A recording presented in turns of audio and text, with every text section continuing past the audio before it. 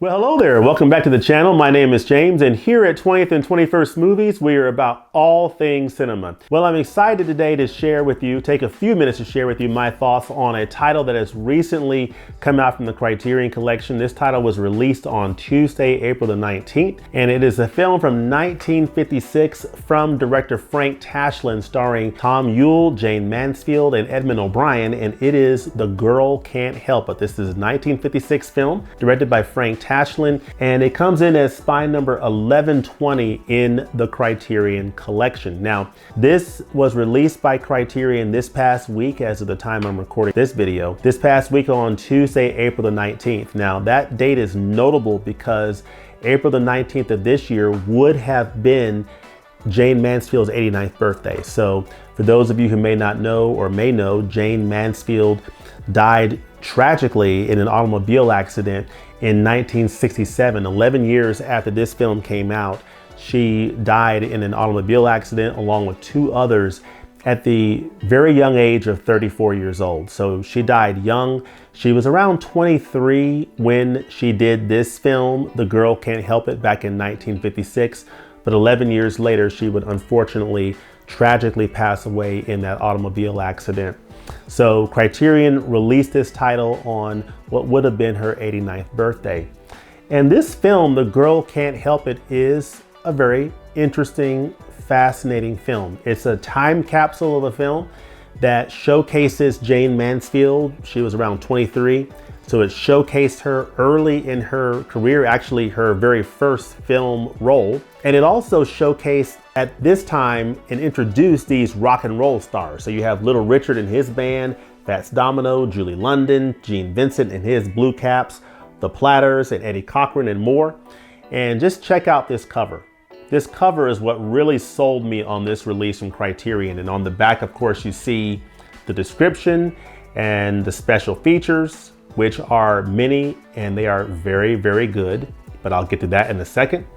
And I'll just take a moment to read the description on the back here. It says, in 1956, Frank Tashlin brought the talent for zany visual gags and absurdist pop culture satire that he'd honed as a master of animation to the task of capturing in glorious deluxe color a brand new craze, rock and roll. This blissfully bonkers jukebox musical tells the story of a mobster's bombshell girlfriend, the one and only Jayne Mansfield, in a show-stopping first major film role, and the washed-up talent agent Tom Ewell, who seeks to revive his career by turning her into a musical sensation. The question is, can she actually sing? Of course, you'll find out in the special features that yes, Jayne Mansfield could sing. She absolutely could sing. A CinemaScope feast of eye-popping mid-century design, The Girl Can't Help It bops along to a parade of performances by rock and roll trailblazers including Little Richard, Fats Domino, Julie London, Eddie Cochran, The Platters, and Gene Vincent, who light up the screen with the uniquely American sound that was about to conquer the world. So, very interesting description from Criterion. And of course, in this film, Jayne Mansfield plays a character named Jerry Jordan. She has a boyfriend played by Edmond O'Brien in this film. He plays Marty Murdoch in this film. And Marty Murdoch is a hoodlum, he's a criminal. He hires Tom Ewell's character, Tom Miller, to try to make Jerry Jordan into a singing star. He wants to make her a singing star so that way she'll be successful like he is, like Fats Murdoch is, so that he'd be willing to marry her. And for some reason, he trusted Tom Miller, played by Tom Ewell, he trusted Tom Miller to not try to make a move on Jerry Jordan, which I'm not really sure why he trusted him in that way. But you'll see early in the film that as soon as Tom Miller laid eyes on Jerry Jordan, played by Jayne Mansfield, he was immediately struck by her from the moment he saw her. So I thought that was really interesting. This film is largely about the music business and rock and roll. So as you go through this film, so Tom Miller is trying to make Jerry Jordan into a music star, and the way that he does that, or a singing star, and the way he does that is he takes her to these various nightclubs. So they do the nightclub circuit together. They try to woo different nightclub managers in different ways. to try to get their attention, to try to get an opportunity to showcase Jerry Jordan's talents.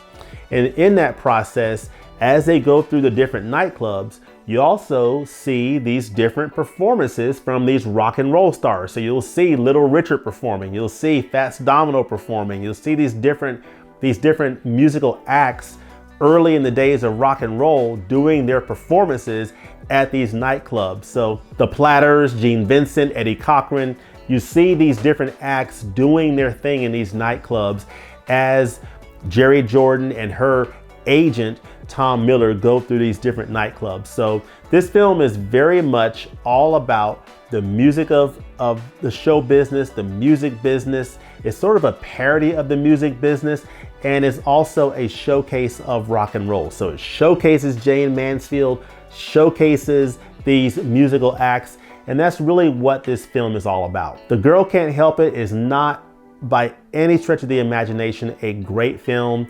It is really just a showcase of these things. So I think that's important to really understand as you're watching this film. And it's a great showcase of these things. It's a great showcase of Jayne Mansfield. It's a great showcase of these incredible musical talents at that time. And so I can appreciate the film on those merits. It is not a film that is considered great from a story standpoint, from an acting standpoint. It's not great on those levels. It's really a showcase type film, and it's a very good showcase film. So definitely approach it from that standpoint. As far as how this film looks in high definition on this Blu-ray, I will say that from a picture quality standpoint, this is a new high definition digital transfer. That's what's described on the back of the Criterion case.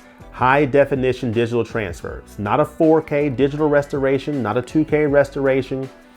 It's a high definition digital transfer, which makes me believe that this is a step below like a 4K, 2K digital restoration, but I'm not an expert on these things. If you happen to know more about these different processes of a 4K digital restoration, 2K digital restoration or transfer, or a high definition digital transfer, let us know that in the comments below.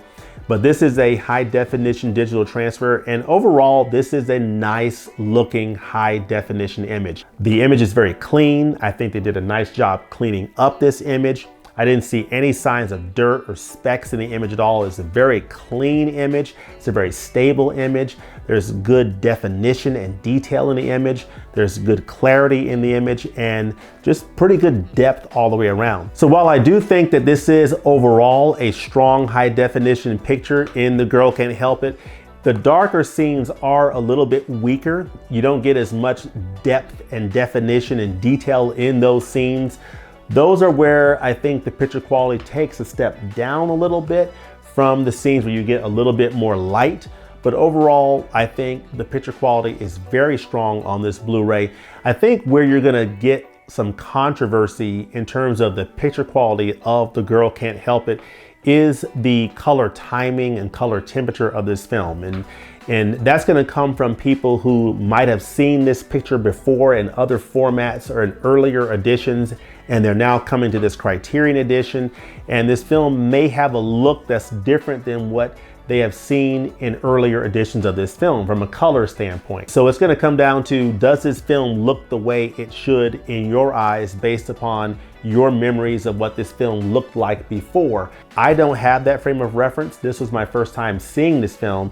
So to me, this film looked fine from just a overall picture quality standpoint in terms of the depth, the definition, the clarity, the detail, the definition. I thought all of that was very strong, very stable image, but the colors are where I think people are gonna have different opinions on whether or not this film looks right to them. The colors are a big part of this film. Of course, you'll see in the special features that they put a lot of time and effort into setting up their different color schemes for this movie and really featuring and showing off that deluxe color process. The deluxe color process was a different coloring process than the Technicolor process, which was a 3-strip process. So the red, the green, the blue, shooting on 3 different strips of film and bringing them together. Whereas the deluxe process shot on 1 strip of film, It was photochemically less stable than Technicolor, but it was a different way of generating these color images that they got for this film.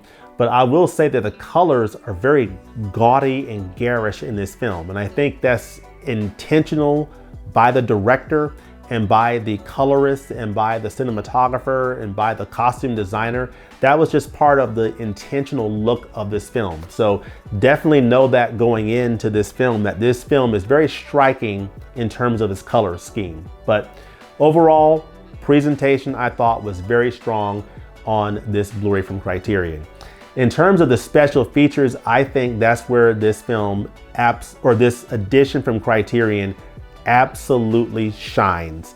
This edition from Criterion has some very nice special features that, in a nutshell, do a really good job of helping you better understand who this actress, who this lady was, Jayne Mansfield. Because prior to going through this edition from Criterion, I had no idea about her life and really what she was all about. Of course, I had heard of Jayne Mansfield. I knew who she was, but I didn't know a lot about her. But going through this edition from Criterion, you learn a lot more about who Jayne Mansfield was. And I gotta tell you, it's not what you would expect. I was very fascinated the more I learned about her background, her story, what she was all about. And it's very interesting. So definitely recommend this edition on that basis, as well as what you learn about the history of rock and roll and these musical acts at that time. One of the aspects that you'll pick up on going through these special features is the history of rock and roll, but also the history of like black singers at that time, like Little Richard, Fats Domino, the Platters, and their path to fame in rock and roll, and some of the obstacles that they would run into, and really how they were portrayed in this film in a very upfront perspective versus how they were treated how they would have been treated in other films or other venues. And that was largely based upon the progressive attitudes of the director Frank Tashlin, as well as Jayne Mansfield, being very pro-civil rights and being willing to showcase these talents up front in the manner that they're presented in this film. I think is something that I definitely appreciated about The Girl Can't Help It. So you learn a lot about Jayne Mansfield, about the history of rock and roll, about these musical acts. And I think that's the strongest part of this release from the Criterion Collection. Of course, you get an audio commentary featuring film scholar Toby Miller, very good. A new video essay from David Cairns, an interview with filmmaker John Waters. He talks about why this is one of his favorite films. So I thought that was interesting. Of course, John Waters is the director of Polyester, of Pink Flamingos, and other films starring Divine. So John Waters' feature is very interesting. You also get a new conversation between WFMU DJs Dave the Spaz Abramson and Gaylord Fields about the music in the film. That is a very fascinating feature on this disc that you'll want to listen to, because they talk a lot about the music in this film, which is a big part of this film. So definitely check that out. You also get a new interview with Eve Golden, author of Jayne Mansfield, The Girl Couldn't Help It. So she was a Jayne Mansfield biographer. She was an expert on Jayne Mansfield. So she talks a lot about the life of Jayne Mansfield. You also get a podcast episode that talks a lot about Jayne Mansfield's life as well, and also the history of the Hollywood studio system at that time that tried to replicate the success of stars of Marilyn Monroe and create these Marilyn Monroe copycats, of which Jayne Mansfield was one of them, and how they tried to replicate that success. And I thought that was very fascinating and a really nice glimpse into history. So let's see, and that was called You Must Remember This. So that was a great episode, and it's Karina Longworth's podcast. So definitely check that out. You also get a trailer, and on the inside here, of course, this is how the case looks on the inside. You get 2 inserts along with the disc.